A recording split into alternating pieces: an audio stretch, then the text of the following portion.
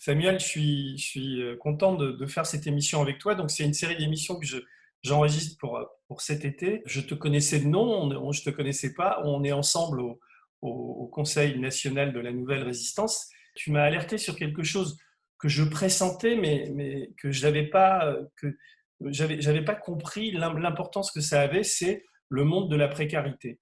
Alors, précarité, pour moi, c'était déjà une sorte de gros mot. Et en fait, très rapidement, en te lisant et en voyant, en t'écoutant, je me suis rendu compte que c'était beaucoup plus complexe et beaucoup plus grave que ça, quoi. Donc, je voudrais qu'on en parle et aussi qu'on parle de toi parce que tu es dans cet univers-là, tu es quand même quelqu'un d'important. Tu as 55 ans, tu es comédien. C'est- Oui, c'est- absolument. et tu es le syndicat. Comment s'appelle ton syndicat? Je ne suis ni syndiqué ni aucun parti politique. Je suis Non, le, le- le- j'ai participé à monter la coordination des intermittents et précaires. voilà, Coordination des c'est intermittents et c'est ce précaires. dont c'est une forme de syndicat. Oui, oui, oui, mais on n'est pas un syndicat, on est une coordination.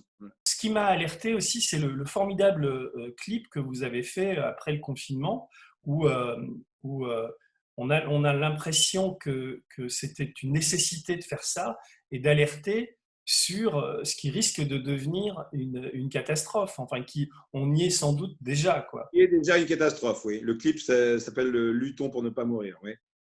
Et, Oui, et qui est déjà une catastrophe, oui. Mais tu peux on va en parler. Mais je ne sais ouais. pas par quoi on commence. Est-ce qu'on commence Mais par l'actualité? déjà, essayons de délimiter, de dire cette catastrophe et après, je t'interrogerai un peu plus sur toi. C'est quoi la catastrophe? Eh bien, la catastrophe, elle est extrêmement simple à comprendre. Quand on parle intermittent, moi je suis un intermittent du spectacle, on imagine toujours uniquement intermittent du spectacle. Or, les intermittents du spectacle sont minoritaires dans le monde des intermittents. Il y a plus de 2 millions de personnes qui, dans ce pays, travaillent comme nous de manière discontinue et alternent salaire et assurance chômage. Voilà. Nous, intermittents du spectacle, on est très peu. On parle beaucoup de nous, mais on est très peu.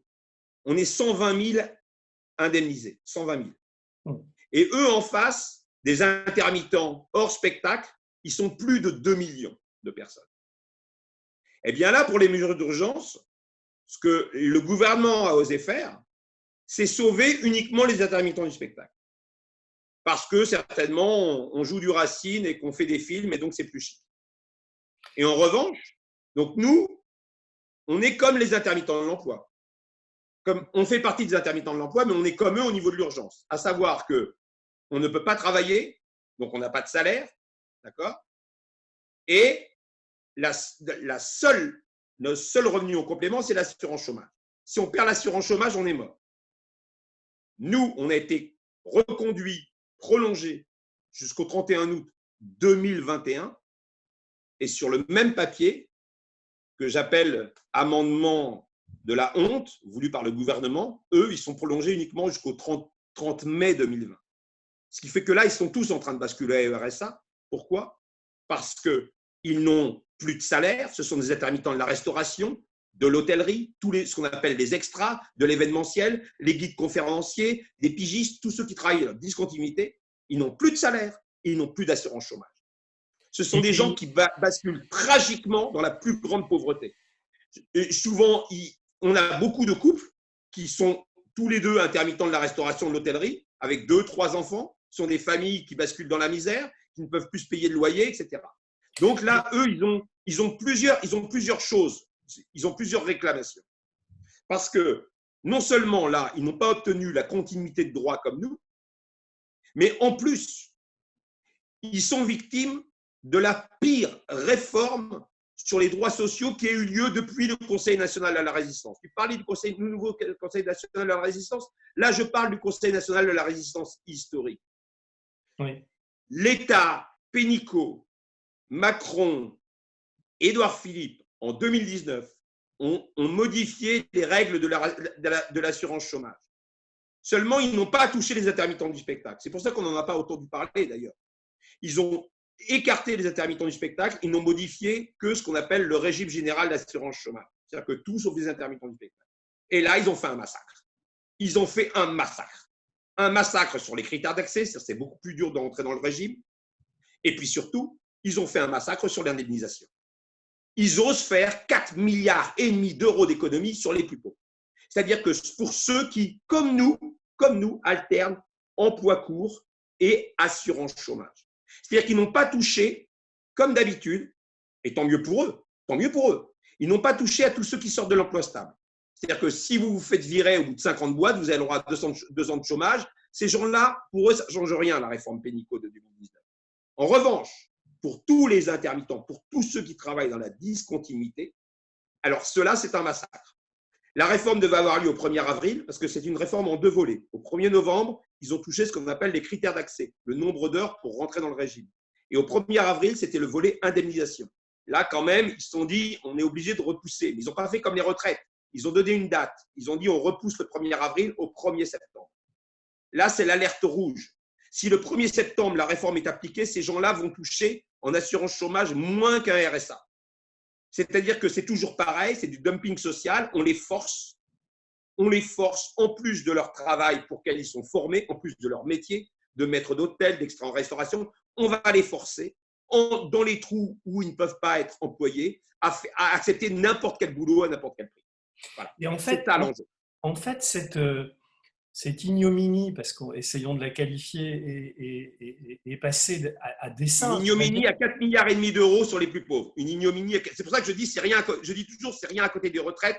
Quand je dis ça, ça choque, mais en termes de chiffres, oui, il n'y a aucune réforme, je l'affirme. Vous pouvez vérifier avec vos fake news, avec vos machins. Je le dis tout de suite, je suis un fervent opposant à la théorie du complot. Dès que je la sens poindre, je la combats. Donc, je ne suis pas dans le complot. Je l'affirme, c'est la pire attaque sur les droits sociaux depuis le Conseil national de la résistance. Aucun gouvernement n'a osé faire 4,5 milliards d'euros d'économies sur les plus pauvres. C'est un massacre social. Voilà. Non, mais je t'entends bien et c'est vrai que c'est assez révoltant. Mais si ça a été possible, ça, c'est aussi parce que c'est une population qui n'est pas représentée syndicalement, qui est éparpillée. Et c'est pour ça qu'il y a votre coordination je t'ai appelé à tort syndicat, mais en fait, tu es le seul porte-voix de ces gens-là parce qu'on les entend pas. Il y a une sorte de silence autour de ce scandale. Alors là, ça mérite un très grand développement. J'espère ne pas être trop long, mais ça mérite vraiment un développement. Si c'est possible, c'est que dans ce pays, personne ne s'intéresse à l'assurance chômage. Je dis bien personne. Parce que historiquement, les partis politiques et les syndicats, mais même de gauche, sont construits autour de l'emploi. C'est objectif emploi à tout prix. Pour être très clair, quand un salarié va se faire virer, il y a tous les politiques qui sont à la sortie de l'usine pour le soutenir. C'est à ce moment-là une victime, ce salarié-là, qui est en phase de plan de licenciement, mais il n'est pas encore viré, mais il va se faire virer, c'est une victime. Dès qu'il est chômeur, c'est un coupable. Il passe de victime à coupable. Alors, je ne dis pas que la France insoumise, etc., le traite de coupable. Je dis qu'en laissant le dossier de côté, il laisse au MEDEF et au pouvoir en place la charge de s'occuper de ce chômeur, de le fliquer, de vouloir lui faire retrouver n'importe quel job, n'importe quel petit job à n'importe quel prix, sinon on lui supprime l'assurance chômage, et à lui faire bien culpabiliser d'avoir la honte d'être au chômage. Au départ, ce qui m'a fait intéresser. On est le 26 juin 2003, je n'avais jamais fait de politique de ma vie, rien. Il y a eu une agression des droits sur les intermittents du spectacle. Je me pointe à la Villette, en AG. J'étais informaticien dans un autre temps. Je comprends les formules, je regarde le truc et je vois qu'il y a mensonge sur mensonge. Et je ne sais pas, mais je ne parle pas souvent. Mensonge sur mensonge, dans quoi? Alors, je vais développer. Dans le texte de loi, tu dis il y a mensonge sur mensonge. Il y a mensonge sur mensonge dans la façon dont on présente la chose, dont tout le monde présente la chose, y compris les journalistes. Mensonge sur mensonge. Et ça, je ne parle pas souvent de moi comme acteur, mais je pense que c'est aussi une déformation professionnelle. J'aurais aimé être avocat certainement, mais c'est aussi une déformation professionnelle de l'acteur. La parole a un sens. Oui, j'ai travaillé énormément dans le théâtre public. J'ai été partenaire d'Olivier Py pendant des années, donc j'ai aussi travaillé à l'Odéon. Voilà. Excuse-moi, Samuel, je parle de toi, mais ça veut dire qu'à un moment, tu as changé de vie. Tu étais informaticien, tu bossais comme informaticien. C'est pas évident comme parcours. Et un jour, tu te dis, Ah bah, non, j'arrête. mais c'était il y a très, très, très longtemps. À 23 ans, j'ai quitté l'informatique et j'ai basculé et j'ai eu la chance de faire les bonnes rencontres au bon moment. Puis ils ont dû me considérer comme pas trop mauvais. Et donc, voilà, j'ai travaillé beaucoup et puis avec beaucoup de gens. Et puis, je me suis retrouvé en partenariat à un moment donné avec Olivier Py. Donc, il y a eu la grande aventure, tout ça, machin, etc. Et parallèlement à ça, je fais du cinéma. On peut me voir, par exemple, dans des films primés à Cannes, comme 120 battements par minute. Voilà, dernièrement dans Amine de Philippe Faucon. Les 2 films que j'ai fait cette année vont à Cannes, d'ailleurs. Donc, voilà. Donc, Non, mais ce que je veux dire, c'est que toi, comment dire, en tant que comédien et en tant qu'intermittent du spectacle, tu avais une vie relativement confortable. Enfin, je veux dire, tu t'es retrouvé dans des difficultés par moment dans ta vie, parce que ce qu'il faut dire, c'est que toi, cette précarité, en quelque sorte, cette liberté dans ta vie de choisir les moments où tu travailles ou les moments où tu peux ne pas travailler et tout ça, tu la revendiques. oui, Je voudrais je la savoir revendique. Mais si tu justement, penses. il faut. Voilà, Oui. je te laisse Bon, la là, on parole. part un peu dans tous les sens, mais je vais revenir au début. Non, on Donc, part on pas est dans en tous les janvier sens parce que 2023. on part pas dans tous les sens parce que tu racontais cette assemblée générale en 2003 Oui, et tu essayais de m'expliquer le pourquoi. Voilà. justement, j'y viens, Denis. Donc, on nous raconte qu'il y a un déficit, qu'il y a besoin de faire des économies et que c'est normal. Les intermittents, en plus, les intermittents qui sont des super privilégiés par rapport aux autres chômeurs, c'est ce que tout le monde raconte. On nous dit, bah voilà, vos heures, vos 507 heures, là, vous allez plus avoir 12 mois pour les faire, mais 10 mois. Bon, 10 mois. Et on nous vend ce truc-là en disant que c'est normal, etc., etc. Donc, moi, je regarde le truc et puis pour faire des économies. Donc, en 2 jours, je découvre que non seulement ça ne va pas faire des économies, mais ça va coûter plus cher. Et que j'emploie la formule, ce sont les exclus du régime qui vont financer les assédiques de luxe versés aux salariés et aux revenus. Donc, en gros, on dépouille les pauvres pour donner plus aux riches. Donc, grand scandale. Et puis, je m'aperçois assez rapidement que non seulement ce nouveau texte, cette nouvelle formule, c'est du grand n'importe quoi, mais en plus que le déficit n'existe pas. Et donc à ce moment-là, je fais une vidéo qui s'appelle Riposte et qui a énormément de succès parce que je démontre et je demande à tous les économistes, s'il y en a qui peuvent oser me contredire, je démontre par A plus B que le déficit d'1 milliard dont tout le monde parle des intermittents n'existe pas, est une pure vue de l'esprit. Et cette chose-là a fait que, c'est vrai, je le reconnais, dans le secteur, ça a beaucoup libéré la parole et évité qu'on courbe les chines. Parce que beaucoup d'intermittents se pensant privilégiés courbaient les chines et acceptaient les discours sur les déficits, etc., etc. Je te reprends, des fois, quand il y a des choses que je ne comprends pas ou qui me semblent floues, je te pose la question, mais je te suis jusque-là. Et tout à l'heure, quand tu as parlé on prenait aux pauvres par la CEDIC pour enrichir les riches, tu veux parler des disparités qu'il y a dans le monde du spectacle entre les comédiens. C'est de ça, quand tu parles des riches, c'est de ces gens-là dont tu parles ou tu parles d'autres? Mais je dis que tout simplement, quand on joue sur les critères d'accès, c'est-à-dire la manière d'accéder au régime, quand on dit à quelqu'un tu n'as plus que 10 mois pour faire tes heures, on joue évidemment sur les plus fragiles. On ne joue pas sur les gens qui sont très installés, qui n'ont pas de mal pour faire leurs heures. Non, non, mais Donc, en fait, c'est un système qui excluait les plus fragiles, mais qui récompensait mieux les gens qui avaient la chance d'être élus, d'être dans les inclus du système. C'est ça que je veux dire. Bon. D'accord. Donc, en fait, on éliminait des gens, mais en récompensant mieux les gens qui étaient à l'intérieur du système, on coûtait plus cher qu'avant. Et nous, au bout de 14 ans de lutte, on a réussi à refaire l'inverse, à remettre un système redistributif. On peut dire qu'on est une des rares luttes qui, dans ces périodes d'austérité, a regagné une bataille. Je vais te dire ce qui a changé ma vie, en dehors de démonter toutes les bêtises qui étaient sur la place publique. Notamment, à un moment donné, j'ai dit, je vais faire un procès à tous ceux qui osent parler du déficit des intermittents. Je vais lui faire un procès. En fait, ce n'est pas facile de faire un procès parce que c'est un truc moral et tu as le droit de dire une connerie mathématique. Si tu dis 2 plus 3 égale 8, tu ne peux pas faire un procès pour ça. Mais ce qui a changé ma vie, c'est le jour même Quand la coordination ne s'est pas appelée coordination des artistes en lutte ou des techniciens machin, mais coordination des intermittents et précaires. Le jour où j'ai compris, ce jour-là, et à partir de là, je me suis intéressé avec des sociologues, Bernard Friot et surtout Mathieu Grégoire qui s'intéressaient aux intermittents du spectacle. Là, j'ai beaucoup travaillé avec eux. Après, j'ai fait des conférences dans la France entière. J'ai compris que les annexes, les fameuses annexes 8 et 10 des intermittents du spectacle, n'étaient pas liées à la culture, mais étaient liées aux droits sociaux et à la discontinuité de l'emploi. Parce que là, je voudrais revenir sur une chose qui est très importante, mais qui est extrêmement importante. L'histoire a un sens. Au départ, dans les années 60, quand on crée les annexes 8 et 10, on ne les crée pas au nom de l'art et de la culture. On les crée parce que nous avons par nature des contrats discontinus. C'est au nom de la discontinuité de l'emploi qu'on invente un système pour avoir une continuité de revenus sur une discontinuité d'emploi. Pourquoi? Parce que le régime général d'assurance chômage, c'est pas qu'il est nul, c'est qu'il est pensé pour l'emploi stable. Et donc, il ne marche pas au niveau des formules et des principes pour des emplois à gruyère. Donc, on invente ça, mais pas du tout au nom de l'art et de la culture. Et alors, quand il s'agit à partir des années 90, la discontinuité explose.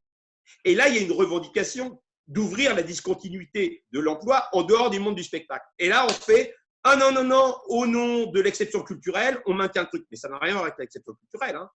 L'exception culturelle, c'est uniquement les trucs de non-concurrence. À partir de là, je me suis intéressé à ce dossier. Et dire pourquoi est-ce qu'on ne veut pas étendre ça à tout le monde et pourquoi est-ce que ça ne marche pas au niveau politique et syndical? Eh bien, au nom de l'emploi à tout prix. Parce que quand on ose dire que dans les années 60, on prend ces mesures-là, c'est facile parce qu'on pense que ça va toucher peu de monde parce qu'il y a le plein emploi.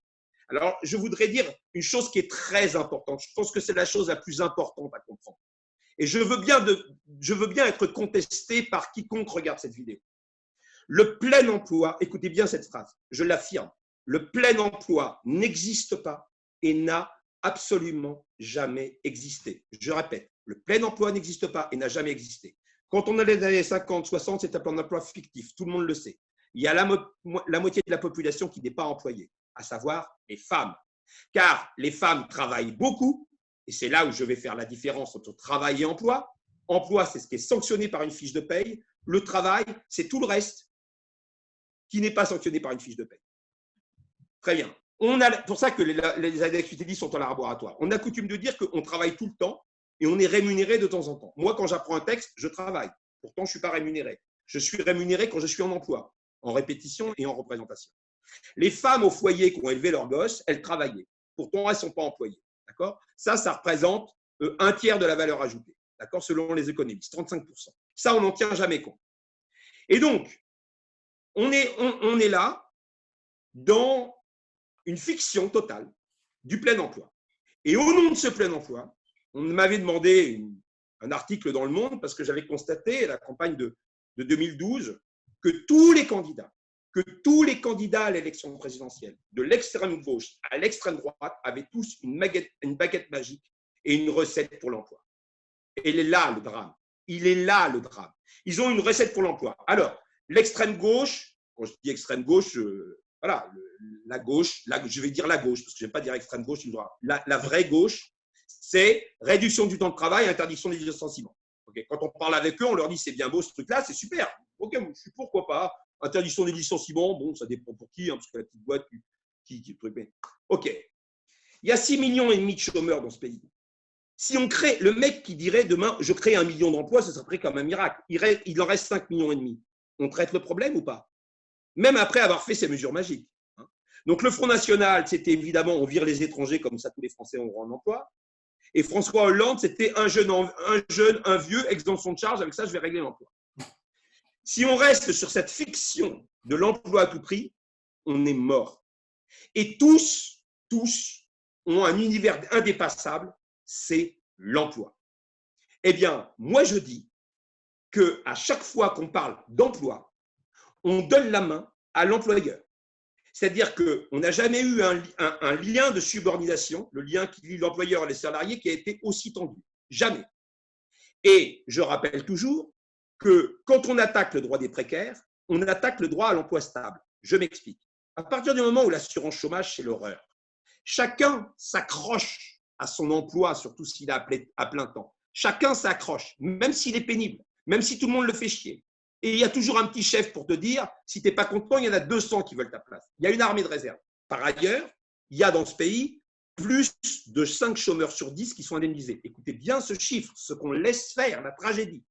Plus de 5 chômeurs sur 10 qui sont indemnisés. Ça, c'est les chiffres uniques. Et quand je dis plus de 5 chômeurs sur 10 qui ne sont pas indemnisés, c'est ceux qui sont officiellement inscrits à Pôle emploi. J'exclus tous les clochards, tous les mecs qu'on aura le cul qui ne s'inscrivent pas à Pôle emploi. Et quand tu dis pas indemnisé, ça veut dire, quand tu dis pas indemnisé, zéro. Ils ont zéro. Ils sont au RSA. Ils ont zéro. Ben, ils sont au RSA, ils n'ont pas zéro. Ah, ils ne sont pas indemnisés par l'assurance chômage. Ils ont 400 balles par mois. D'accord? Cette monstruosité de RSA. Donc, on imagine le discours, pareil, un futur président de la République qui dit « Moi, président de la République, je vous dis, il n'y aura plus de malades. » Et en ce temps-là, on accepte qu'il y ait plus de 5 malades sur 10 qui ne soient pas remboursés ou qui ne soient pas soignés.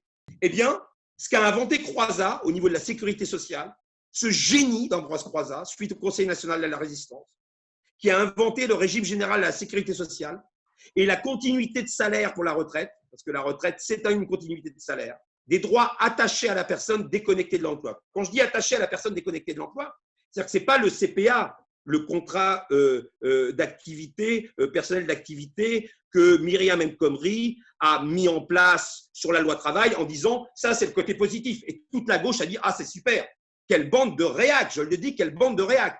Ces trucs-là, c'est des trucs de formation qui sont liés à un emploi. Donc, il faut bien comprendre que c'est la carotte à l'emploi. Plus tu es employé, plus tu as droit à la formation. Mais il faut bien comprendre que c'est celui qui est dans la merde, qui est le moins employé, qui devrait avoir le plus de droits à la formation.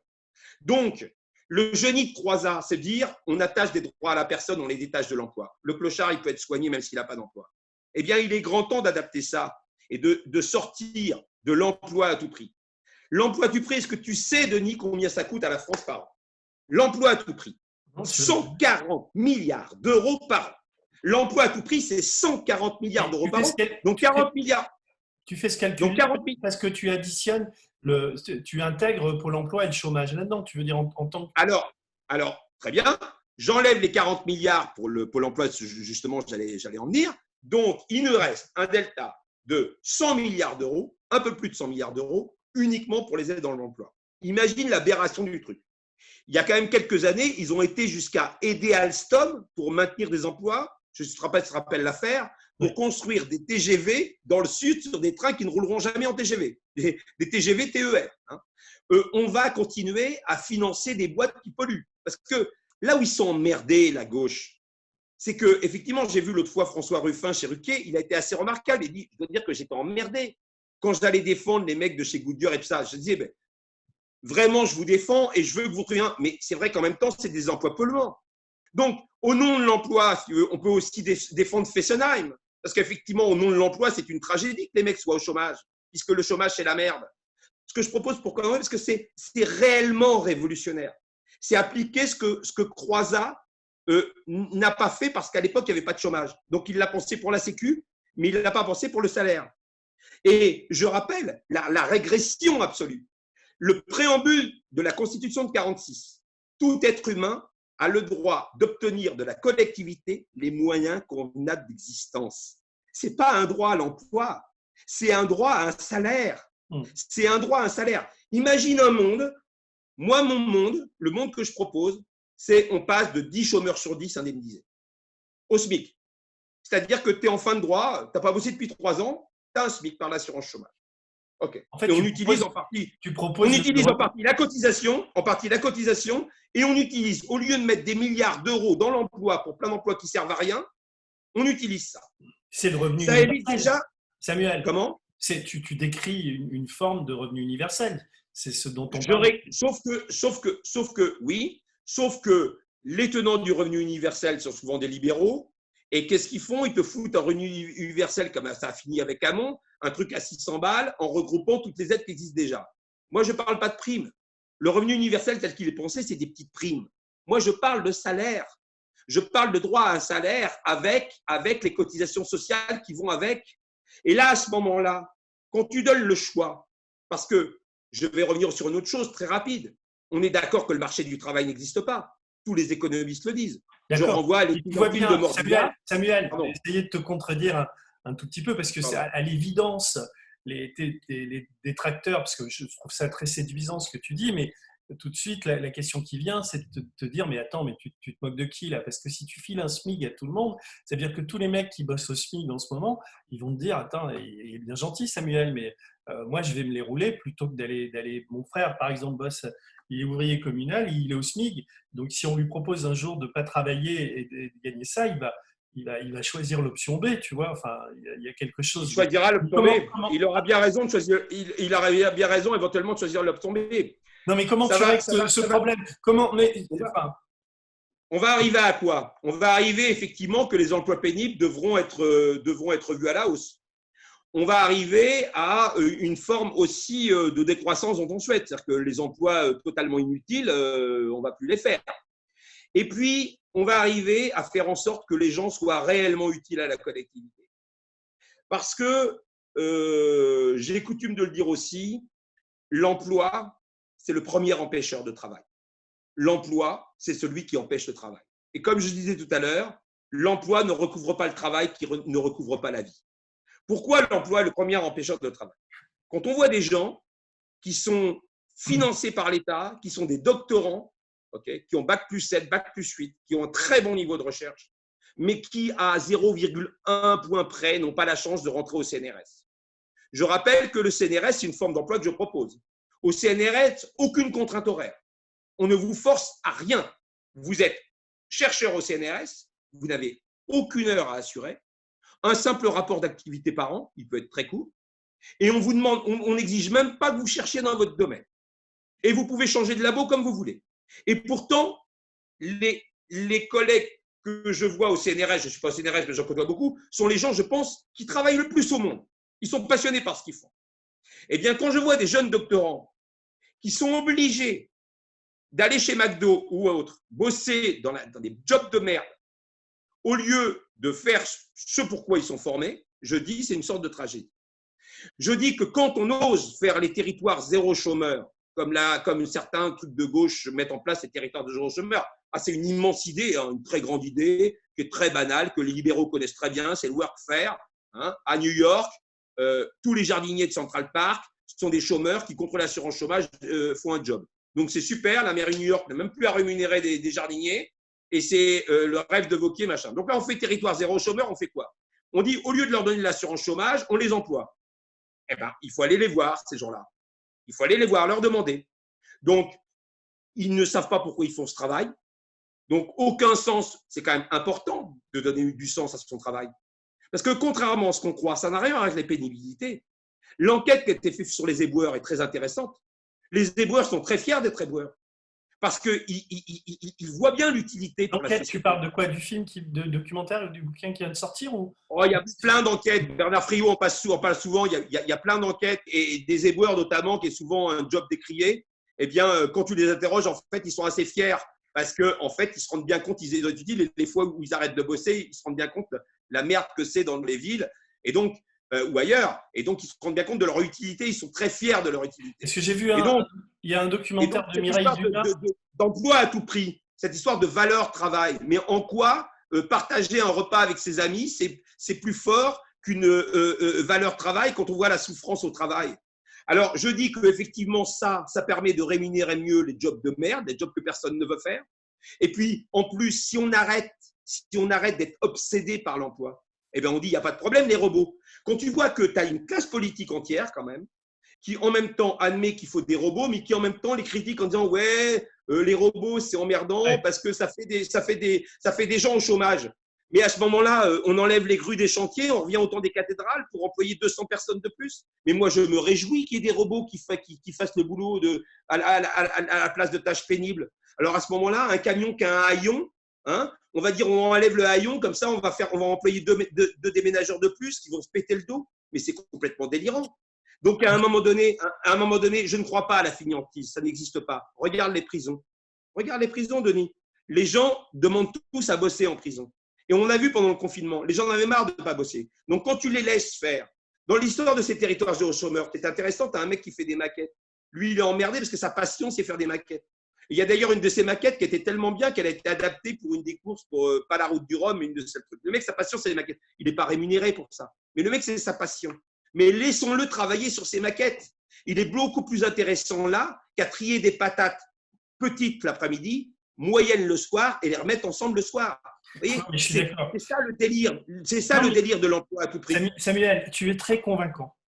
Après, la faisabilité de tout ça, enfin, pour l'instant, malheureusement, on en est loin, mais moi, je partage complètement ton avis sur le revenu universel. Ça fait très longtemps que je pense que le plein emploi est une foutaise et que, d'ailleurs, c'est une des raisons pour lesquelles je suis en désaccord avec dans l'avenir en commun, par exemple, et la France insoumise. Ils sont encore dans ce trip du plein emploi. Tous, parce Et qu'ils sont le tort autour de des ça. présidentielles, c'est que Hamon, sans doute, la veille au soir, on avait dû dire putain, c'est super le revenu universel, et lui, s'est mis là-dedans sans y avoir vraiment réfléchi, et il en a donné une Exactement. image qui était complètement galvaudée, et aujourd'hui, tous ceux qui parlent de ça rament, et c'est effectivement la solution. Donc, je voudrais revenir sur la difficulté du moment, là, ce que tu dis, ce qu'ils sont en train de faire, et ce qui nous attend en septembre, parce que j'ai l'impression que, comment dire, que c'est comme un tremblement de terre. Pour l'instant, ça frissonne, mais si vraiment le second passage de cette loi en septembre passe, humainement et socialement, ça ne va pas être possible. Est-ce que tu peux, petit 1, décrire ce que ça signifie en termes de famille, de nombre de personnes impactées, et petit 2, le gouvernement qui invente cette loi pour économiser 4 milliards n'a pas imaginé enfin, il n'a pas imaginé le Covid, ça sans doute, mais que ce déferlement qui va venir, et enfin, ils vont forcément prendre des mesures, parce que s'ils n'en prennent pas, ça va être peut-être une insurrection, parce que les gens vont réellement avoir faim. La première chose, c'est qu'encore une fois, à force de réclamer des CDI partout, ce dont on parlait, de manière générale, les partis politiques, les syndicats se désintéressent de ces formes de contrats particuliers, les CDDU, contrats déterminés dits d'usage, qui sont les intermittents du spectacle, les petits contrats. Donc, quand on est en CDDU, contrairement en CDD, on peut être en contrat de 1 jour, on peut être en contrat de 4 heures, on peut être en contrat de 3 jours. Donc, tout l'enjeu, et puis je vais répondre directement à ta question, je dis toujours, la flexibilité est réclamée par le marché, très bien. Le problème n'est pas la flexibilité, le problème c'est qu'on ne travaille pas sur la flexi-sécurité. À partir du moment où tu organises la flexi-sécurité, ou comme pour les intermittents du spectacle, tu assures une continuité de revenus sur une discontinuité d'emploi, là, la flexibilité n'est pas vécue comme une pauvreté. Parce que la précarité ne doit pas être synonyme de pauvreté. Tu peux être précaire. Moi, j'ai choisi de ne jamais être en CDI et pourtant, je n'ai jamais été pauvre parce que j'ai la chance de bénéficier d'un régime d'assurance chômage spécifique qui est adapté à mes pratiques d'emploi. Alors, ce qui se passe là, c'est que ces gens-là, historiquement, on ne leur reconnaît pas ça. Il y a tous les syndicats qui leur disent « mais arrêtez d'être des extras, réclamez des CDI, des CDI ». Alors, premièrement, le marché fait que il n'y a pas besoin d'autant de CDI que ça, parce que ce qui est beaucoup plus réclamé, c'est à la tâche. Et là, j'attire l'attention aux politiques et à tout le monde de dire, mais pourquoi est-ce qu'on admet que dans le monde du spectacle, on est à la tâche, parce qu'on comprend bien que le projet de théâtre, il est limité dans le temps, que le film, il dure 2 mois, donc on ne va pas demander aux producteurs du film d'employer les gens en CDI pendant 10 ans, puisque ça dure 2 mois. Mais si on admet ça là, il faut aussi l'admettre du directeur du Martinez à Cannes. Le festival de Cannes n'a lieu qu'une fois par an. Donc, on peut très bien comprendre que le mec passe de 250 permanents à 1000 extras pendant 10 jours et que ces 1000 extras, il ne peut pas les employer en CDI. Donc, il faut accompagner tout ça. Mais le but, tu sais, tout est pensé. On était pendant la loi El Khomri qui favorisait les licenciements. Ça, côté emploi, c'était le symbole en 2016. Loi El Khomri qui favorise les licenciements et de l'autre côté, le MEDEF qui pousse pour rogner sur le droit des chômeurs. Eh bien, c'est absolument stratégique. Parce que si tu favorises les licenciements et que tu ne donnes pas de droit aux chômeurs, tu fais une armée de réserve, tu crées du dumping social. Et les mecs sont aux abois et courent partout pour accepter n'importe quel job à n'importe quel prix. C'est ça qu'il faut bien comprendre. Et alors là, ce qui se passe, c'est qu'effectivement, ces gens-là, on n'en parle jamais, puisque l'alpha et l'oméga, c'est le CDI. Donc, ces gens-là, on n'en parle jamais, puisque c'est une verrue. Le chômage est une honte. C'est une honte. C'est honte d'être au chômage. Je dis toujours, il est grand temps que la honte change de camp. Comme c'est une honte, on n'en parle pas. Donc là, le gouvernement fait ce qu'il veut. Ils ont fait une réforme dans un silence assourdissant. tout le monde s'en fout. Et là, effectivement, on va se retrouver, prévision, 1 million de chômeurs supplémentaires avec la crise. 1 million de chômeurs supplémentaires, hein, qui est prévu pour 2021, 2020-2021. 1 million. Ils en étaient à 800 000, maintenant ils disent 1 million. OK. Et là, effectivement, on a des gens, ils prévoyaient une réforme, ils disaient, bon, ben, ça va passer tranquille, hein, les mecs, ils vont basculer, ils vont avoir leur salaire, et puis ils vont plus avoir rien en complément. Donc, comme je te disais, ils vont courir au petit job, hein, ils vont faire comme en Angleterre, 4-5 jobs pour avoir un SMIC. Et c'est bien parce que ça, les entrepreneurs ont besoin de mecs qui ont besoin de jobs, parce que si jamais ils sont trop bien payés à l'assurance chômage, ils ne vont pas venir bosser. Ce que tu me disais tout à l'heure, c'est exactement ça. C'est ce qu'on me dit, moi. Pourquoi est-ce que là, je peux parler politique? Quand le MEDEF disait, ouais, les intermittents, ils font les manifs sur le dos des assédiques. Mais bien sûr. Mais bien sûr. Moi, là, je peux lutter, je peux penser autre chose. Je peux faire mon travail de comédien et je peux faire de la politique. Je peux être au CNNR, je peux te donner énormément de temps pour faire des congrès un peu partout. Pourquoi? Parce que j'ai du temps disponible. Du temps disponible qui est effectivement mon allocation chômage. Mais je le revendique. Je revendique ça. Et là, ces gens-là, effectivement, c'est une tragédie. C'est une tragédie absolue. Parce que là, encore une fois, on ne traite pas leur dossier parce qu'il est coutume de faire très attention aux intermittents du spectacle parce que nous, on a le micro. Donc, on peut être très dangereux médiatiquement. Et en plus, il y a une espèce de romantisme. Hein.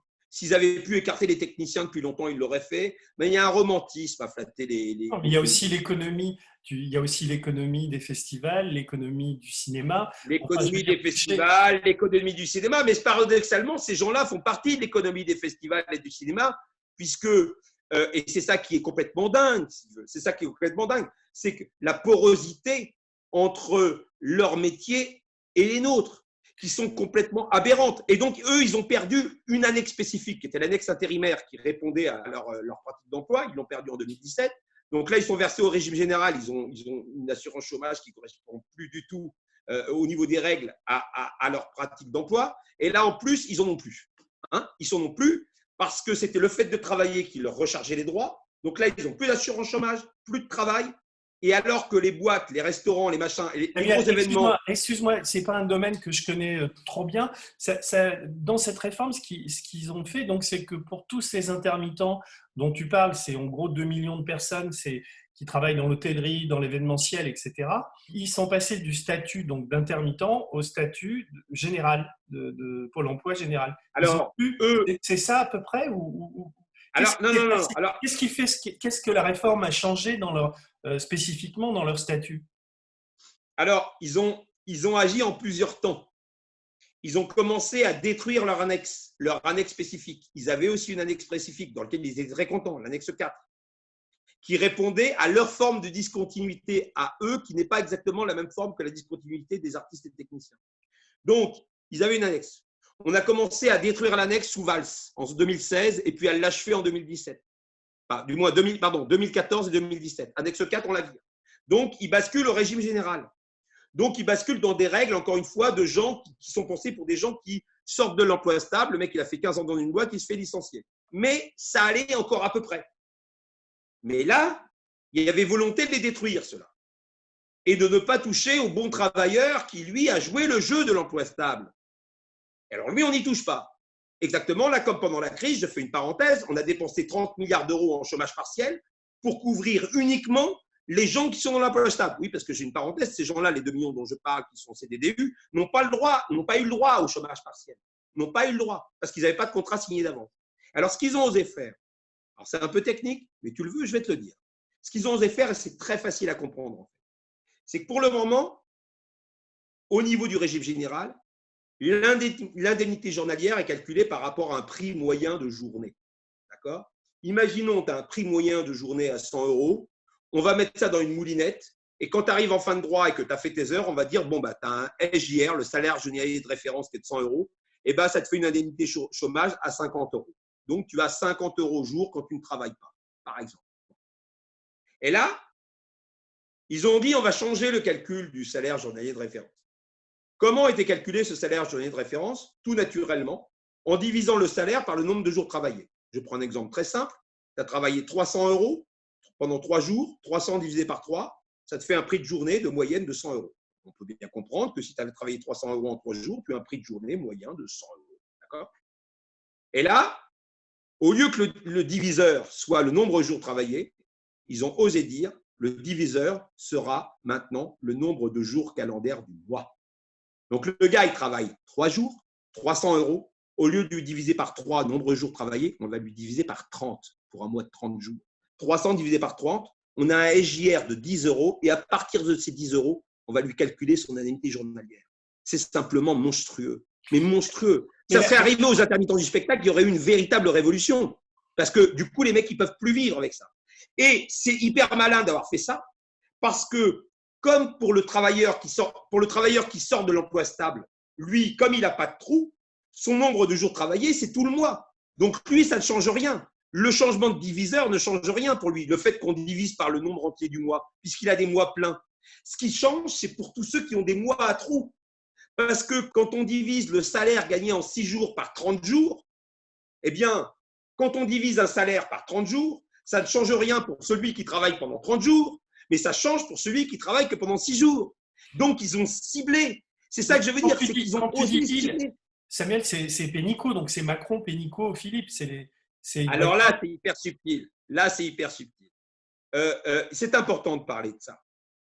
Parce qu'il s'agit de la gouvernance. Et il faut en parler parce que ça paraît peut-être pénible, mais c'est éminemment politique. Quand Ambroise Croizat, oui, j'en reviens tout le temps, mais c'est mon héros, Ambroise Croizat. Quand Ambroise Croizat pense les droits sociaux, il pense des caisses qui sont uniquement gérées par les travailleurs. Et ça, il faut revenir à ça. Hein, il ne pense pas au patronat dans les caisses. Non, il a dit non, ce n'est pas l'État, c'est les intéressés eux-mêmes qui vont gérer les nouvelles règles pour la sécurité sociale, etc. Donc, il n'y avait que, en gros, des représentants des salariés qui géraient ces caisses-là. Et en 1958, quand ils inventent l'assurance chômage, il faut rentrer les patrons dans la boucle. Et on crée le système paritaire, qui est de fait monstrueux. Pourquoi ? Parce qu'à ce moment-là, les patrons ont eu le droit de veto et les patrons ont eu tout pouvoir. Parce que c'est un système qui fait qu'il y a 5 syndicats de salariés d'un côté et 3 syndicats de patrons de l'autre. Les 5 syndicats de salariés représentatifs, on les connaît tous, CGT, CFDT, FO, CGC, CFTC. Et les 3 syndicats de patrons qui sont tous des instances, le MEDEF que tout le monde connaît, l'UPA pour les artisans, CPME pour les petites et moyennes entreprises. Il se trouve que les deux petits là suivent toujours le MEDEF. C'est le MEDEF que truc. Et pour qu'un accord soit signé, il faut qu'il y ait au moins une voix de chaque côté. Donc, comme les syndicats de salariés sont divisés, ils comptent peanuts, dans le sens où, comme il faut au minimum une voix de chaque côté, et que le MEDEF est un allié incontournable des deux autres, si le MEDEF, donc si le patronat n'appose pas sa signature à un accord, il n'y a pas d'accord. Autrement dit, il y a un droit de veto du côté du patronat, qu'il n'y a pas du côté du salariat, parce qu'il trouve toujours un partenaire pour signer. Parce qu'on peut imaginer un accord signé sans la CGT, ça arrive tout le temps, sans FO, sans la CFTC, sans la CGC, sans la CFDT, mais signé par un autre. On ne peut pas imaginer un accord signé sans le MEDEF. Donc déjà, ce paritarisme, c'est monstrueux. Parce qu'on a fait la révolution en 1789 pour moins de ça. On n'a pas admis que le clergé, l'aristocratie compte une voix comme le tiers-état. On a dit à un moment donné, non, le peuple, on est plus nombreux que vous deux, donc on ne va pas faire 1-1-1. C'est ce qu'on a accepté pour le paritarisme. Que les représentants de boîtes de plus de 500 personnes aient une voix prépondérante sur les millions de travailleurs. Donc déjà, ça, c'est naze. Mais Macron, il était plus loin. Parce qu'il a voulu aussi reprendre la main pour, au contraire, pour encore plus noircir le tableau. Parce que Macron, lui, il a considéré que les accords pris entre le MEDEF et la CFDT, qui étaient déjà assez monstrueux, n'étaient pas assez monstrueux. Alors, qu'est-ce qu'il a fait ? Il a dit, on va péter la cotisation, ça c'est le grand truc libéral, hein, de sortir la cotisation. Pour le moment, les recettes de l'assurance chômage, c'était que de la cotisation sociale. C'est-à-dire des cotisations sur les salariés du privé. Ceux qui n'y avaient pas le droit ne pouvaient pas cotiser. C'est-à-dire que la fonction publique ne cotisait pas pour l'assurance chômage et les retraités ne cotisaient pas pour l'assurance chômage. C'était des cotisations sociales, des cotisations salariales et patronales. Donc, ça restait entre syndicats. Macron a dit on vire les cotisations salariales, tout le monde est content, hein, parce que ça fait un petit peu de pouvoir d'achat en plus, soi-disant, parce qu'on baisse les cotisations, ce qu'ils appellent charges. Hein, encore une fois, les mots ont un sens. Hein, quand le patronat ose parler de charges pour cotisation, on voit bien la dérive sémantique. Hein. Ce sont des cotisations sociales, il parle de charges sociales. Là, à ce moment-là, Macron dit non, on va mettre de la CSG. Donc la CSG, c'est l'impôt, tout le monde le paye. Les retraités, la fonction publique, tout le monde paye de la CSG. Pour compenser la suppression de la cotisation salariale, on va mettre de la CSG. Et puisque c'est l'impôt, eh bien l'État va aussi rentrer dans la danse. Et donc, la nouvelle règle, qui n'était pas la règle avant, c'est que s'ils ne se mettent pas d'accord, c'est l'État qui rédige la copie. Alors là, ils ont fait pire pour 2019. C'est la première fois que ça arrive. L'État a rédigé, par les services de Pénicaud, ils ont rédigé une copie monstrueuse. Ils ont dit, voilà, vous négociez sur cette base-là. Normalement, c'est le MEDEF qui la rédige, la copie. Symboliquement, déjà, il faut dire un truc délirant que personne peut-être ne sait ou dont personne ne s'émeut. Donc, comme je dis, non seulement Croizat pense des droits sociaux qui sont gérés uniquement par les salariés et on passe maintenant par les salariés et les patrons, et on passe, au bout de 50 ans, le pauvre, il doit se retourner dans sa tombe 20 fois, que tous les accords sont signés au MEDEF. Parce qu'on pourrait se dire, c'est des droits sociaux, c'est une commission paritaire, ils doivent se réunir au ministère du Travail, dans un endroit neutre.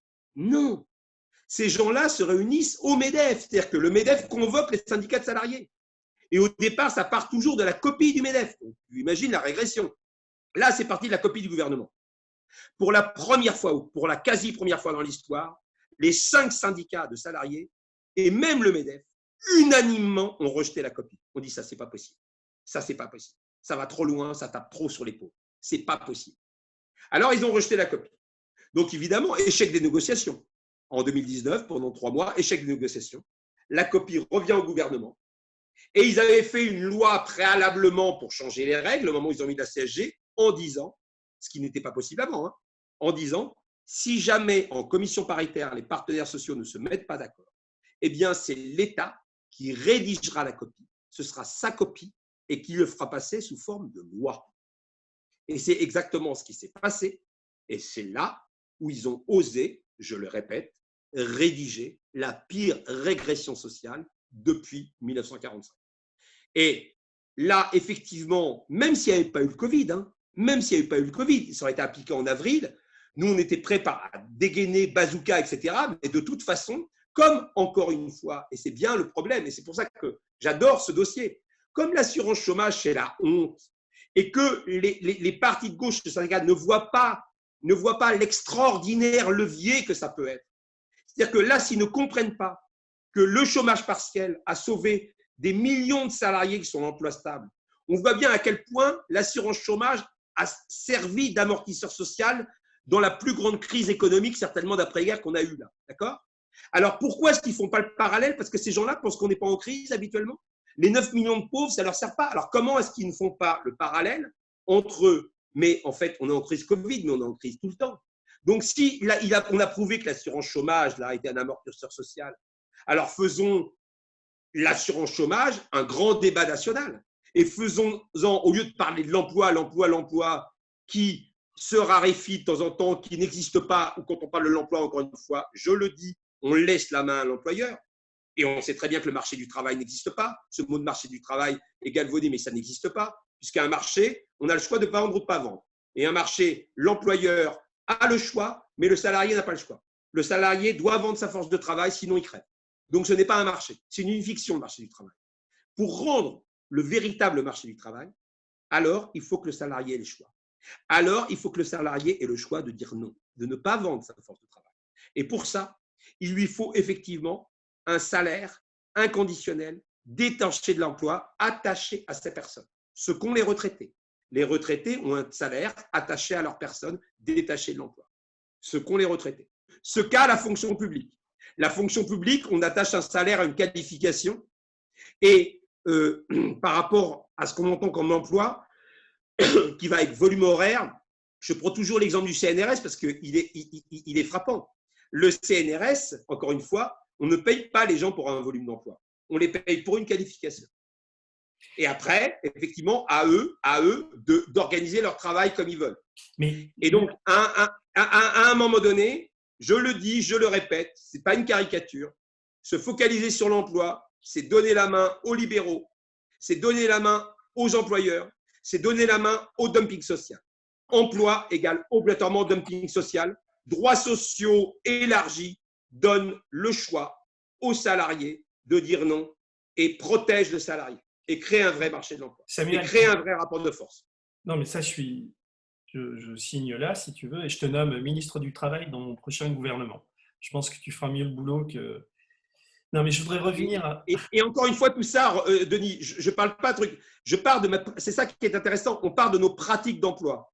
Et de ces annexes 8 et 10, pourquoi on a élaboré ça? Parce que ces annexes 8 et 10 sont pour nous un laboratoire, tu comprends?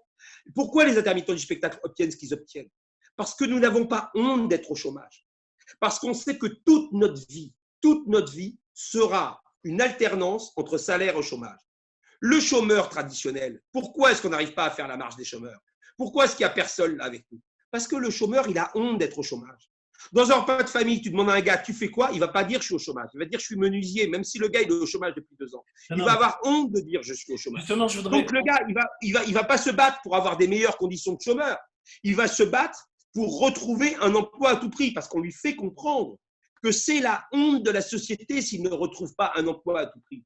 Et donc, on va le congratuler, même s'il a un emploi de merde. Mais ces emplois de merde que tout le monde appelle de leur vœu, ce que tu peux remarquer, c'est que les politiques, tous les gens qui viennent à la télé pour dire il y a des emplois non pourvus, etc. Mais ces emplois-là, ils n'en voudraient pas, ni pour eux, ni pour leurs enfants, ni pour leurs meilleurs amis. Et évidemment qu'ils méprisent l'assurance chômage. Parce que détruire l'assurance chômage, c'est éviter de donner le choix à quelqu'un de refuser. Je finirai sur ce truc, mais tu vas voir pourquoi. Et pourquoi je dis que c'est un laboratoire. Je t'ai parlé du durcissement des conditions d'accès des intermittents du spectacle en 2003. On est passé de 507 heures à 12 mois à 507 heures en 10 mois. C'est pour ça que je ne parle que de mes pratiques et je les élargis. Première conséquence, chute généralisée des salaires. Tu vas me dire quel rapport? Pour le rapport que je te donnais tout à l'heure. Les employeurs, même les employeurs de notre secteur, qui sont des fois des potes, qui sont sympas, ont bien compris qu'on avait moins de temps pour faire nos heures. Et donc, on était obligé d'accepter n'importe quel job à n'importe quel prix. C'est-à-dire que quand j'avais une proposition de job, quand on te dit, tu as 500 heures, mettons, à faire en 2 ans, ce qui n'était pas le cas, c'est un an. Tu peux dire, ah ben non, ça je suis désolé, mais ce n'est pas assez bien payé, je ne le fais pas. Ou ce projet-là, vraiment, artistiquement, il ne me convient pas. Et donc, tu as le choix de refuser les projets qui ne te conviennent pas. Et pas plus qu'ailleurs, il est difficile de jouer, d'incarner dans un projet que tu aimes pas. Mais je ne fais pas martyr, je ne suis pas plus martyr que quelqu'un qui fait un job qu'il n'aime pas. Mais être sur scène quand tu n'aimes pas ce que tu fais, c'est très, très compliqué. Très compliqué. Donc, ce que je veux dire, c'est qu'à un moment donné, parce qu'il y avait ce rétrécissement des critères d'accès, qui était 10 mois, les employeurs te disaient, mais attends, mais là, ce que je te rapporte, c'est 200 heures. Ok, tu as un salaire de merde, mais ce que je te rapporte, c'est 200 heures. Ouais, et la personne qui avait absolument besoin de ces heures pour passer le cap des 507 heures, pour renouveler ses droits, n'avait pas d'autre choix. C'est volontaire pour le pouvoir de restreindre les droits à l'assurance chômage. Parce qu'ils savent que ça restreint les salaires. Darmanin l'a dit, mais incroyablement, d'une manière vulgaire. L'autre soir, reprend l'extrait de Darmanin sur LCI. Non, il ne faut pas augmenter le salaire car ça tuerait l'emploi. C'est sa phrase. Et deuxième truc, j'estime, Darmanin, toujours le même Darmanin, j'estime que les droits sociaux sont mal foutus parce qu'ils ne sont pas pensés assez pour la réactivation du chômeur. D'où les mots ont un sens. Revenu minimum d'insertion, revenu de solidarité active. Il s'agit de réactiver les gens à tout prix pour les remettre au bout de la chaîne. Et ça, on le doit aussi, hélas, aux communistes. Je parle des Stal, version Union soviétique, qui effectivement ont monté la figure de l'ouvrier à la chaîne, le héros, etc., etc. Évidemment que je suis plein de compassion pour le mineur de fond et l'ouvrier à la chaîne. Mais ça ne doit pas s'accompagner du mépris des chômeurs. Parce que ça donne à ce moment-là un Nicolas Sarkozy qui joue avec ça, qui joue avec les fondements, avec ce qui est devenu à un moment donné le Parti communiste ou les autres, qui opposent le smicard qui se lève tôt au chômeur qui se lève tard. Et là, le verre est dans le feu. Et c'est moi, je reviens donc à la question que je te posais, parce que je suis sur la rentrée sociale, enfin la rentrée tout court en septembre. Si ce programme est appliqué, et je rappelle, je reviens sur tes propres mots, parce que moi je ne pensais pas que c'était un rapport de cette sorte-là, c'est-à-dire que là on n'a pas divisé par, on n'a pas rogné à la marge, on n'a pas enlevé 10% d'un truc et tout, c'est carrément, on a divisé par 10 le montant des revenus des futurs chômeurs. Je schématise, mais c'est ça que tu dis. Ça veut dire qu'il va y avoir là, tu parlais de 2 millions de personnes. Enfin, je ne sais pas, j'essaie de quantifier, mais tu vas me le dire, mais il va y avoir des millions de personnes, donc des familles entières, qui vont se retrouver à ne pas pouvoir bouffer, à pas pouvoir Ah payer la bah, cantine des gamins, à pas pouvoir, etc. Donc alors j'avais deux questions. C'est est-ce qu'en faisant ça, ils l'ont imaginé que ça allait induire ça? D'abord, est-ce que je me trompe en disant ça? Si je me trompe pas, est-ce qu'ils l'ont imaginé? Et donc, deuxièmement, c'est ce que je te demandais tout à l'heure, mais c'est tellement inacceptable que forcément, quand tu vis une injustice, tu la supportes, c'est dur à vivre, mais quand tu as faim, tu prends les armes. Enfin, à un moment donné, si tes bah, enfants ont faim, ça génère un bordel insondable. là, effectivement, la tragédie est accentuée parce que les mecs, ils ne peuvent pas bosser. D'accord? Le jour où ils retourneront dans l'emploi, parce que là, pour le moment, la situation, c'est qu'ils bossent dans l'événementiel. Mettons, je dis n'importe quoi, ils font la tournée M. Pokora, parce qu'en plus, ils sont sur le même secteur que nous. Ils font la tournée M. Pokora. Bon, ben là, tous les grands événements, Salon de l'agriculture, n'importe quoi, Festival de Cannes, ça, c'est annulé. Mais en plus, même dans les boîtes où ils bossent en extra, ces boîtes-là, elles n'arrivent même pas à remployer encore l'ensemble de leurs permanents. D'accord? Ils font des turnovers au niveau des permanents. Donc, t'imagines que les extras, ce sera la dernière roue du carrosse. Là où c'est tragique, encore plus tragique tout de suite, c'est qu'ils n'ont même plus de salaire, les gars. Alors, quand ils vont reprendre, si je prends la fission, il n'y a pas eu de Covid, d'accord? Avec ça à appliquer. Bon, mais c'était quoi le calcul de l'État? C'est de se dire, bon, ok, tu as des mecs qui arrivaient à gagner 2500 balles par mois entre leur salaire et l'assurance chômage, bon, mais ils ne vont plus gagner que 1500 balles par mois. Ok, les gars, ils vont perdre 1000 euros. Ils ne vont pas totalement crever, ils vont perdre 1000 euros. Donc, c'est ce que je te disais. Dans leur moment machin, eh ben, ils vont se démerder pour essayer d'avoir plus de contrats, pour essayer d'avoir des petits jobs, pour se bouger dans les trous. Ils ont un truc. C'est ça le calcul. Bon, en espérant que ça passe. En espérant que ça passe, bien sûr. Là, à mon avis, ça ne pourra pas passer. Parce que là, c'est double effet qui se coule. Ils n'ont plus de salaire, ils n'ont plus de machin. En plus, on leur conne une réforme monstrueuse. Quand on n'augmente pas le point d'indice des fonctionnaires, parce que pareil, les fonctionnaires sont les grands méprisés, parce que justement, les fonctionnaires, ils ont une forme de salaire à vie. Donc, pour la même raison que l'assurance chômage, on les méprise. On les méprise totalement. Et effectivement, quand il s'agit de fonction publique, on dit que c'est des dépenses. C'est extraordinaire, ça. Si la ville fait appel à une boîte privée qui fait de la jardinerie, ce n'est pas des dépenses. Mais si c'est les salariés de la ville, c'est des fonctionnaires, là, c'est des dépenses. Hein, c'est de la dépense publique. Alors, tu as des mecs qui retournent le truc, qui disent bah, des fois des dépenses, si tu mets investissement au lieu de dépenses, quand tu ouvres un théâtre ou quand tu ouvres une piscine, tu peux dire que c'est une dépense, tu peux aussi dire que c'est un investissement hein, sur l'humain. Donc voilà, ils comptaient là-dessus. Là, je ne sais pas comment ils vont tenir s'ils maintiennent ça Alors avec la dis-moi, tragédie annoncée. c'est aussi parce que syndicalement, c'était au début de notre entretien, on a parlé de ça. J'ai à tort appelé votre coordination un syndicat, mais ça veut Mais dire que syndicalement, personne ne les défend. voilà, c'est ce que j'ai. Personne ne les défend. Voilà, syndicalement, personne ne les défend. La seule structure, parce que c'est un domaine que je ne connais pas, informe-moi là-dessus, la seule structure qui les représente, je ne sais pas si le terme est bien choisi, c'est votre coordination. Non, parce que disons, non mais nous en coordination des intermittents et précaires, on est, c'est vrai, 99% d'intermittents du spectacle. Bon, Ah oui, donc ceci il y a dit, pas tellement. mais on a toujours ouvert sur les intermittents de l'emploi. Tout le temps, tout le temps, tout le temps. Donc, on a quelques-uns parmi nous. Mais de manière traditionnelle, encore une fois, ces personnes-là ne sont pas, entre guillemets, politisées ou organisées comme nous. Et pour le moment, comme tout allait à peu près bien, ils ne se sont pas réunis en association. Et là, la crise a permis ça. C'est-à-dire que là, il existe des collectifs comme la coordination, mais la collectif des maîtres d'hôtel, etc., qui s'organisent et qui s'organisent pas mal et qui font des actions, etc., et qui nous appellent pour être avec eux. Dans l'hôtellerie, là, on a suivi ça aussi. Voilà. Et ils font des conférences de presse communes et ils font des actions, ils sont en noir avec une pancarte à partir du film qu'on a fait avec eux, Luttons pour ne pas mourir. Je m'appelle Michel, j'ai plus que 300 euros par mois pour vivre, j'ai 2 enfants, hashtag LPPM, Luttons pour ne pas mourir. Donc, effectivement, on fait des actions. Je vais mettre un bémol. Évidemment qu'il existe une CGT intérim, il existe une CGT chômeur. Je ne dis pas que ça n'existe pas, ça existe. Mais ces syndicats-là sont marginalisés totalement au niveau de la Confédération. C'est-à-dire que ces syndicats-là existent, mais quand on pose la question aux principaux intéressés, ils ne se sentent pas défendus par ces gens-là. Mais il y a tout un tas de gens à la CGT, je pense par exemple à Denis Gravouille, qui et à la tête des négos qui, lui, est persuadé que c'est essentiel. Il y en a plusieurs, partout, hein, au Parti communiste, à LFI, au NPA, qui pensent que c'est essentiel. Mais pour le moment, ils sont minoritaires. Les gens qui disent, OK, on va arrêter avec notre délire d'emploi à tout prix de CDI. Il y a des CDDU, comment est-ce qu'on gère l'affaire et comment est-ce qu'on fait en sorte qu'ils ont une continuité de revenus? Comment est-ce qu'on leur apporte des droits, hein? Et puis le jour où ils auront un CDI, si c'est leur choix, ben, tant mieux pour eux ou tant pis pour eux, peu importe, mais en tout cas un truc.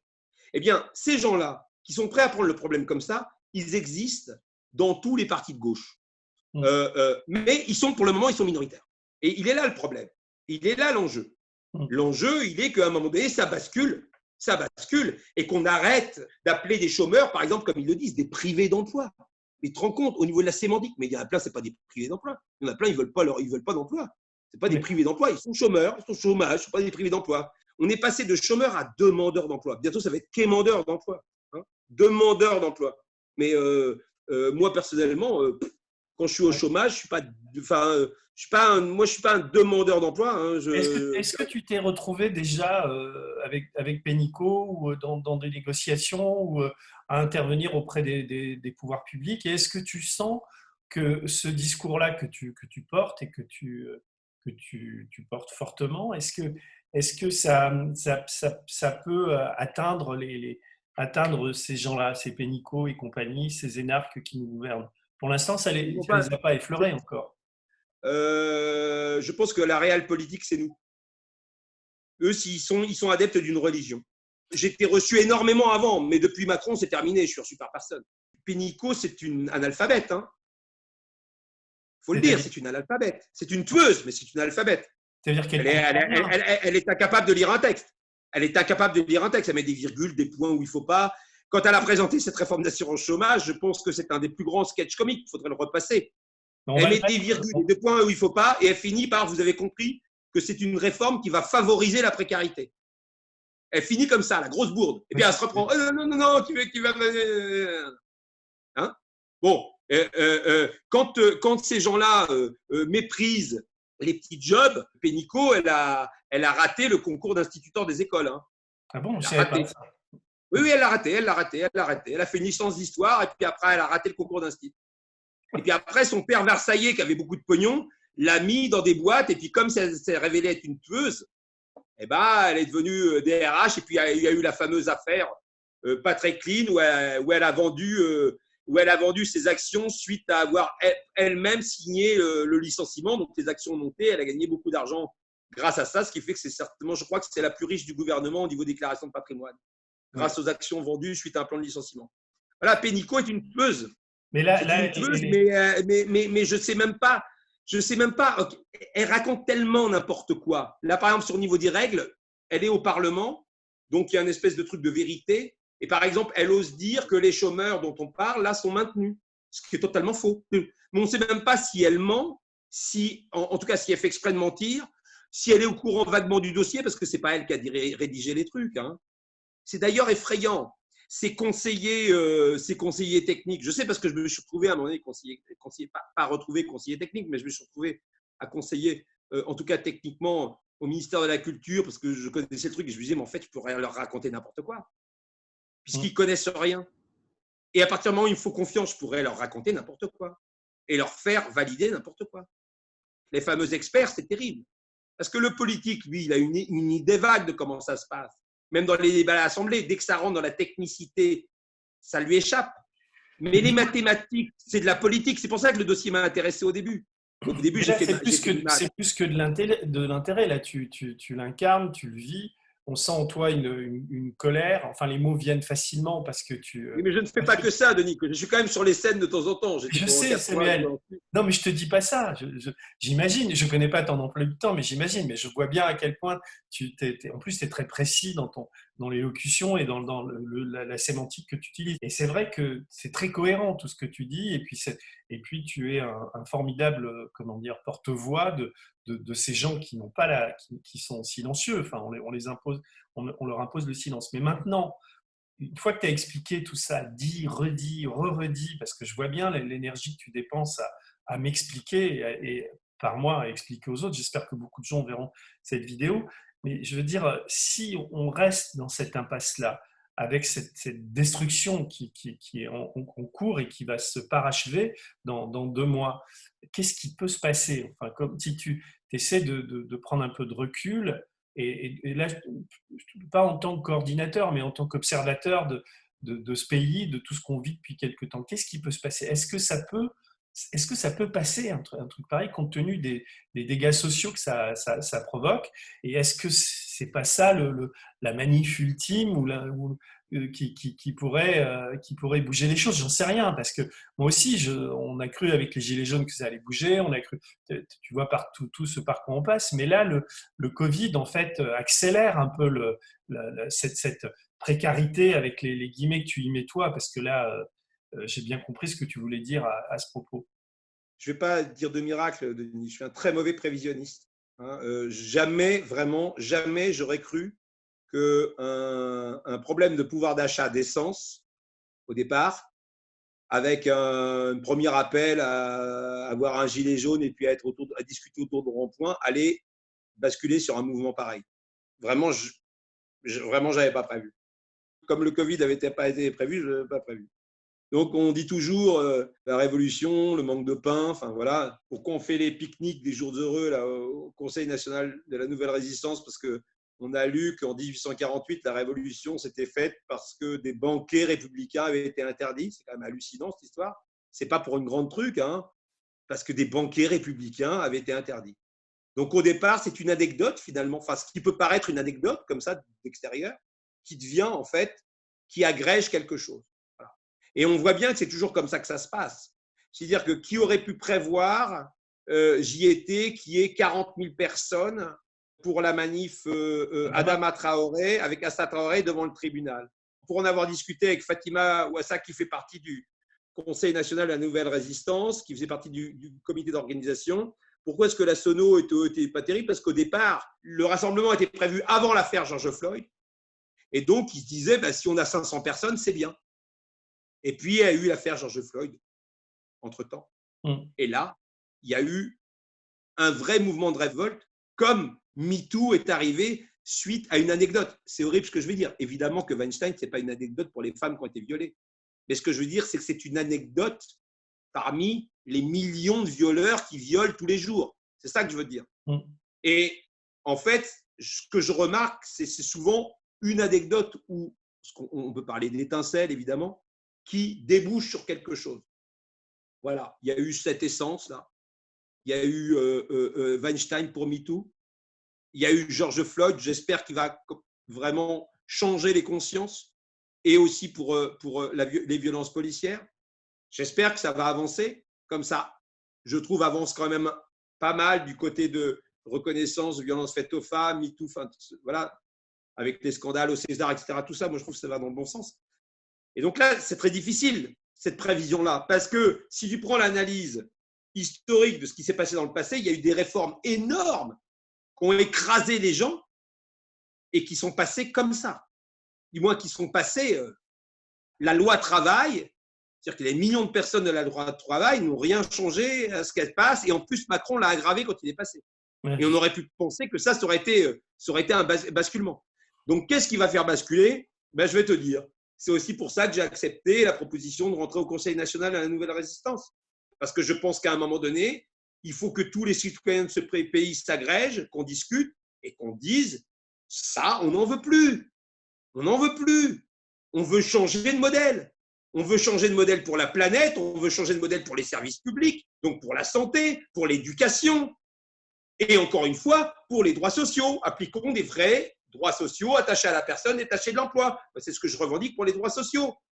Et par exemple, pour l'éducation, comment est-ce qu'on peut continuer à reproduire un modèle qui favorise de plus en plus la reproduction sociale?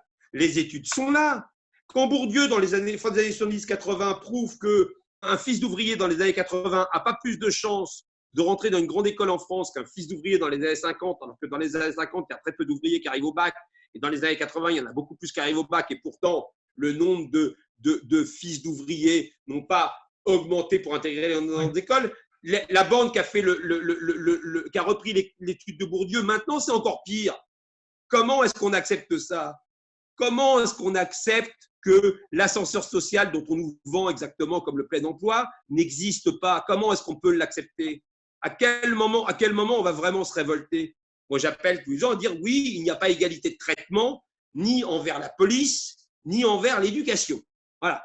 Et donc, ni envers les services publics. C'est aussi les Gilets jaunes, ils ont bien eu raison de gueuler avec ça, de dire on paye tous des impôts, on n'a plus de services publics parce qu'on est en race campagne. Et donc, on n'a plus de services publics. Et donc, ce qui était génial, les Gilets jaunes, par exemple, par rapport à ça, et ce qui était formidable, c'était pas du tout qu'ils revendiquaient de payer plus d'impôts. C'était un peu comme dans la Révolution. C'était payer des impôts, mais oui, avoir l'égalité devant l'impôt et avoir les retombées de l'impôt. Oui, je sais. Et ça, c'est très intéressant. Donc, tout ça, ce que ça a apporté, ce débat, eh ben, faut qu'on en reparle. Et puis, il faut évidemment, Nuit debout, j'ai trouvé ça passionnant. Mais le problème, c'est que Nuit debout, ça partait dans les limbes, quoi. Ça partait dans les nuages. C'était une liste de courses. Chacun y allait de sa liste de courses. Machin. Voilà, il faut peut-être essayer de cadrer la chose et d'aboutir sur des vraies propositions ou sur un vrai programme qui soit soutenu par des millions de gens. Voilà, ce qui se passe là, pour la Convention citoyenne pour le climat, les 150 tirés au sort, c'est quand même très intéressant. Ouais, de voir que c'est des gens qui n'y connaissent rien. Ils n'y connaissent rien. Au départ, ils le disent. Ils sont étudiants, ouvriers, représentent tout. Et puis, ils débouchent quand même sur des mesures qu'on peut critiquer, mais sur des mesures pour lesquelles ils sont Non, c'est vraiment bien. Écoute, Samuel, je te remercie de m'avoir accordé ce temps. Je pense que, en plus, moi, ça m'a permis de mieux comprendre ce que j'appréhendais déjà. Mais voilà, j'espère qu'on va se revoir bientôt et qu'on va travailler ensemble sur la suite, quoi. Et je suis complètement convaincu de tout ce que tu dis sur le plein emploi, qui est une sorte de mythe assez destructeur pour tout le très monde. destructeurs. Mais c'est la manière dont les mots nous rentrent dans la tête en permanence, quoi. Mais bon, il faudrait peut-être trouver un autre mot précaire pour gagner la partie. Mais je ne l'ai pas trouvé. Il y a intermittent, précaire, mais en fait, on va y réfléchir. Bon, bah écoute, je t'embrasse. Et Moi je aussi. vais appuyer sur stop.